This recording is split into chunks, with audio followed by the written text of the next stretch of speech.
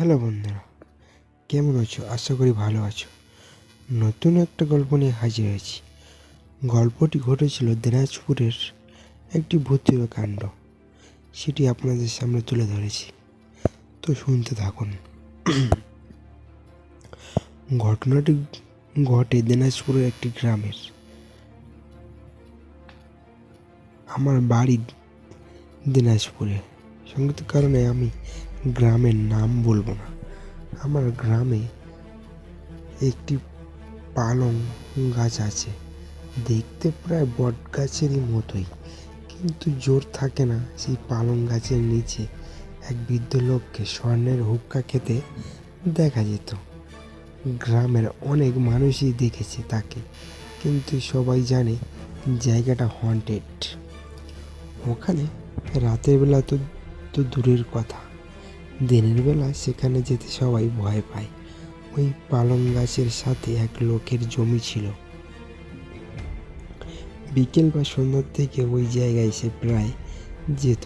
তো একদিন 3টা জিন তাকে 3টে টাকার হাঁড়ি দেখায়, বলে তুমি যদি আমাদের দলে চলে আসো তাহলে তোমাকে এই টাকাগুলো দেব।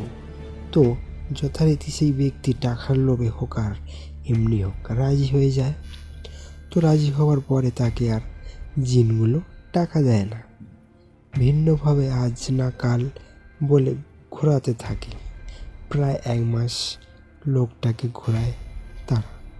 তো লোকটা অবশেষে বিরক্ত হয়ে গ্রামের এক জনের কাছে শেয়ার করে যে কিভাবে আমি এই টাকাগুলো আনবো। এবং একটা জিনিস বলে রাখি, লোকটা যখন জোর করে টাকার হাঁড়ি আনতে যেত তখন হাঁড়িগুলো মাটির নিচে তলিয়ে যেত। সে কোনো অবস্থাতেই টাকাগুলো আনতে পারতো না। গ্রামের লোকটা অ্যাডভাইস দিল যে তুমি একটা কাজ কর, তুমি 3টা গরুর হাড়ের সাথে নিয়ে যাবে। যদি তোমাকে টাকা দিতে না চায় তাহলে তুমি হাড় 3টির ওপরে গরুর হাড্ডি রেখে দেবে। তো সেদিন সে টাকার হাঁড়ি আনতে গেল। 2টি জিন রাজি হচ্ছিল, কিন্তু একটা জিন কিছুতেই রাজি হচ্ছিল না। সে লোকটা কাপড় থেকে হাড় 3টে বের করে যথারীতি হাড়গুলোর ওপর রেখে দিল। এবার আগের বারের মতো হাঁড়িগুলো নিচে তলিয়ে গেল না, তবু কাঁপতে থাকলো এবং জিন 3টা গায়েব হয়ে গেল। তো সে যথারীতি আরাম করে হাঁড়ি 3টি উঠিয়ে নিয়ে আসে এবং লোকটি ঝোপের ভিতর লুকিয়ে রাখে এবং হাঁড়ি চলে যায়।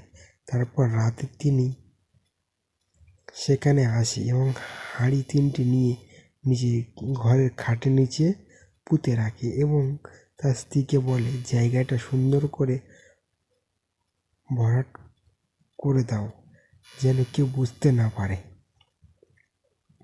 এর পরের দিন একটি ঘটনা ঘটে। সেই লোকটা কোনো কারণ পাগল হয়ে যায়। তখন গ্রামবাসী তাকে সুস্থ করার জন্য একজন হুজুর নিয়ে আসে। তো সেই হুজুরের একটা বিশেষজ্ঞ ছিল যে তার 2টি স্ত্রী ছিল। একটি স্ত্রী ছিল মানুষ আর একটি স্ত্রী ছিল জিনেদের মেয়ে। যথারীতি সেই হুজুর চলে আসে, এসে একটি বালতি পানি রাখার পাত্রে নেয়। সেই বালতিটিতে কিছু পানি নেয় এবং গ্রাম থেকে একজন লোক নেয়।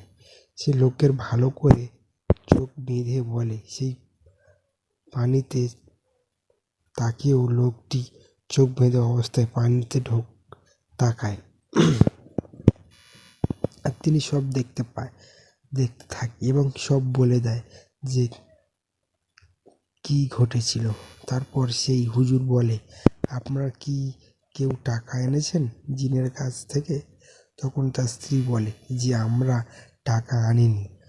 অর্থ সে অস্বীকার করে। তখন গ্রামবাসী মনে করে হয়তো হুজুরটা মিথ্যা বলছে। তো যাই হোক, তখন সেই হুজুর বলে, আপনারা যদি আমাকে বিশ্বাস না করেন তাহলে আপনারা 10 জন আসেন। আপনারা যদি এই বালতিটিতে উঁচা করতে পারেন তাহলে বুঝবেন না আমি মিথ্যা বলছি। যথারীতি 10 জন আসে। বালতিটির ভিতরে বাঁশ ঢুকিয়ে 10 জন ওঠানোর চেষ্টা করে, কিন্তু ওঠাতে পারে না। তখন হুজুর বলে, আমি সেই জিনগুলো ধরতে চেষ্টা করতে আছি, হয়তো আমি জিনেদের ধরতে পারবো না। তখন দেখা গেল ঘরের ভেতর অনেক কিছু ছিল, যেমন ধান, আরও কিছু জিনিস। পাত্র উড়ে উড়ে বেরিয়ে পড়তেছে একটি নির্দিষ্ট জায়গার ভিতরে। অবশেষে ঘরটা শান্ত হয়ে গেল। তখন হুজুর বলল, আমি ঘরটা শান্ত করে দিয়েছি, কিন্তু টাকা ফেরত দেয়া না পর্যন্ত ওরা ছাড়বে না। এই টাকা নিয়ে থাকেন, ফেরত দেন। এবার হুজুরকে বিদায় দেয়া হলো। হুজুরকে বিদায় দেওয়ার পরে ওই লোকটা সম্পূর্ণরূপে পাগল লোকটির সে কিছু কিছু টাকা নিয়ে গ্রামের জমি কিনতে থাকে। তখন গ্রামের মানুষ তাকে বলে, তোমরা হয়তো দরিদ্র, তোমরা জমি কেনার টাকা পাও কোথায়? তখন লোকটির স্ত্রী বলে, আমার ভাইয়ের কাছ থেকে আরও আত্মীয়স্বজনের কাছ থেকে ধার নিয়ে জমি কিনলাম। তারা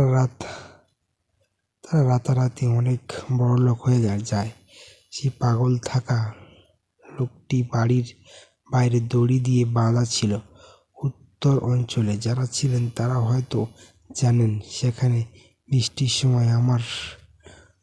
সময় উপর থেকে গোল্ডেন কালারের সাপ পড়ে গাছে থাকেই, বা যেখান থেকেই হোক সাপগুলো বিষাক্ত, কিন্তু কাউকে কিছু ছোবল দেয় না। সেই লোকটা যখন বাঁধা ছিল তখন একটা সাপ উপর থেকে পড়তেছিল। সেই লোকটা তখন বাঁধন ছিঁড়ে গিয়ে দৌড় দিয়ে একটা সাপ মাথায় ছিঁড়ে পুরোটা খেয়ে ফেলে।